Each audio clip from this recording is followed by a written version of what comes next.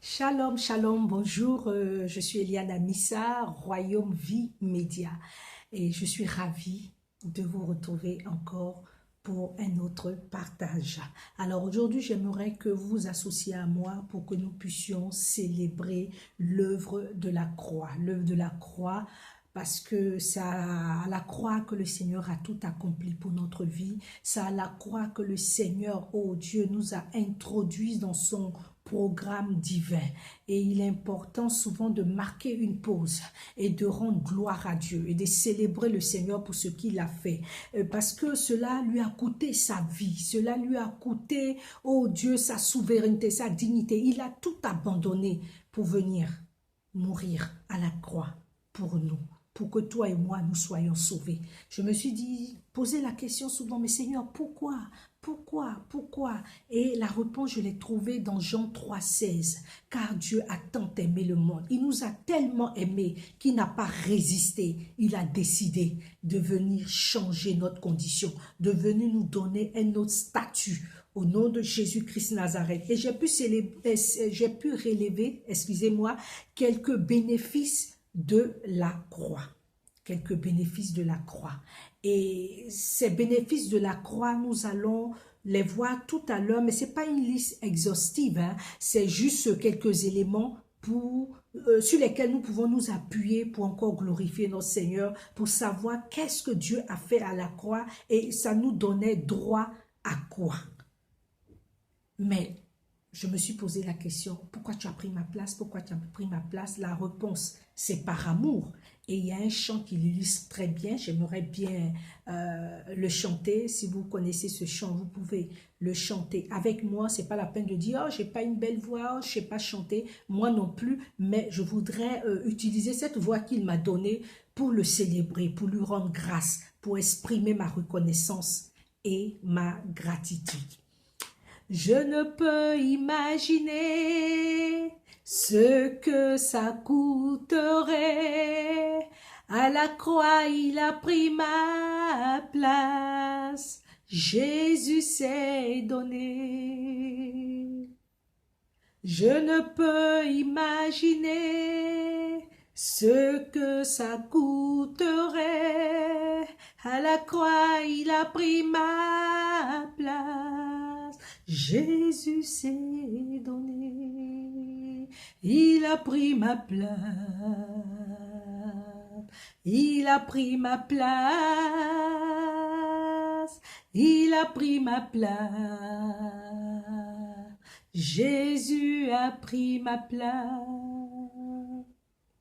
Il est fidèle, fidèle. Il est amour, amour. Jésus est amour.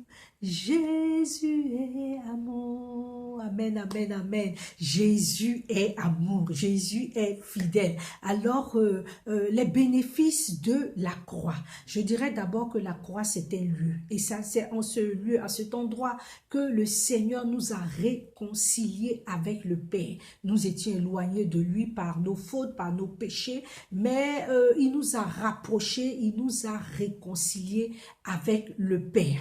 Et un autre bénéfice, c'est le lieu de signes et de prodiges. Nous le retrouvons dans Matthieu 27 au verset 50.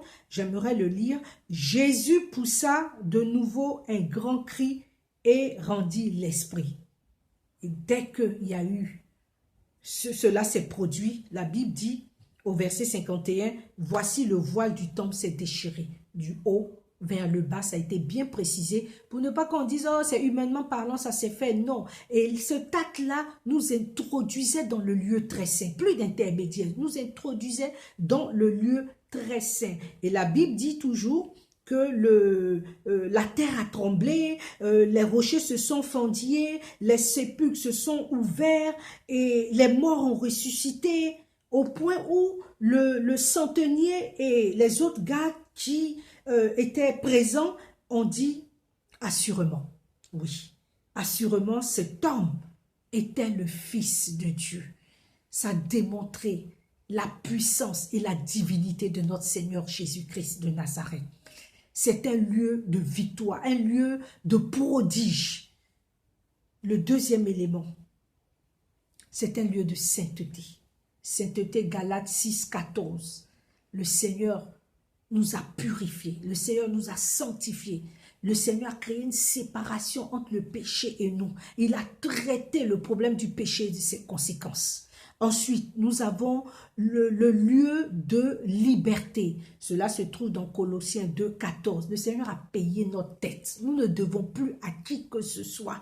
Le Seigneur a payé notre dette. La Bible dit l'acte dont l'ordonnance nous condamnait. Le Seigneur a payé, il a effacé, il a livré Satan en spectacle à la croix de Golgotha. Nous sommes libres parce qu'autrefois, nous étions attachés par la malédiction, nous étions attachés par les autels, mais le Seigneur nous a libérés. C'est un lieu de victoire sur les ténèbres. Colossiens 2, 15, un lieu de victoire. Quel combat tu traverses, quel défi, oh Dieu, qui se dresse au-devant de toi. Mais Dieu dit, il nous a donné la victoire. À la croix, ça a été traité. Ensuite, il y a le lieu, c'est un lieu d'espoir sur la souffrance. Lieu d'espoir sur la souffrance, Hébreux 12, 3 à 5. Hébreux 12, verset 3 à 5. La maladie, quelle souffrance tu vis.